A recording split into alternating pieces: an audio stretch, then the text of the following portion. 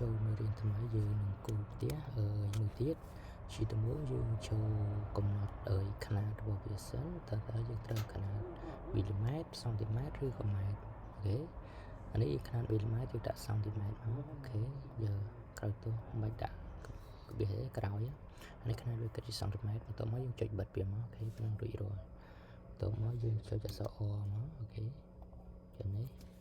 យើងវាមក1000មក1000ក្បៀស1400មានន័យថា10 ម៉ែត្រគុណនឹង14 ម៉ែត្រអូខេចាំទៅនេះហើយអូខេបន្ទាប់មកយើងចុចអក្សរ F យើងអបសាប់វាចូលណា15មកអូ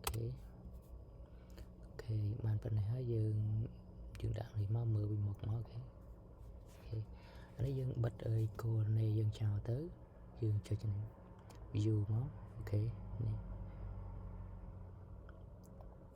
ឃើញបាត់អើយគោលនៃយើងបន្ទាត់យើងញែកហើយកុំឲ្យវាគូឲ្យវាឃើញវាញែកអញ្ចឹងណាបងប្អូនអូខេបន្ទាប់មកយើងគូបាយអក្សរ T មកអូខេអក្សរនេះទៅ3 ម៉ែត្រអូខេចេញ15អូខេបន្ទាប់មកយើងឲ្យ select នេះមកអូខេយើងត្រូវអក្សរ M មកអូខេចុចទៅលើមកហើយចុច option មួយអានេះនៅក្នុងនេះយើងចុច option ដោយសារតែខ្ញុំប្រើMacBook ណាបងប្អូនតាម desktop របស់បងប្អូនប្រើផ្សេងយើងចុចផ្សេងមកព្រោះយើងប្រើខុសគ្នាអញ្ចឹងបងប្អូនអាចប្រើ Dell ឬក៏អីកុំព្យូទ័រ Mac ផ្សេងASUS អីច្រើននេះយើងចុចតាមទៅដូចជា zip មកយើងចាប់ចូលមកយើង copy វាចេញអូខេចូលមកយើងគូនេះមក300ដែរដូចគ្នាអូខេនេះយើង15មកតាកន្លះអូខេបន្ទាប់មកយើង select វាដូចមុនមកយើងអក្សរ M អូខេ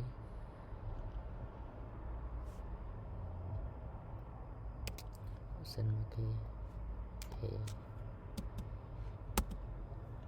តោះមកទីយើងអក្សរ T នៅ1 ម៉ែត្រមកអូខេគូនេះមកតាកន្លះតាកន្លះមក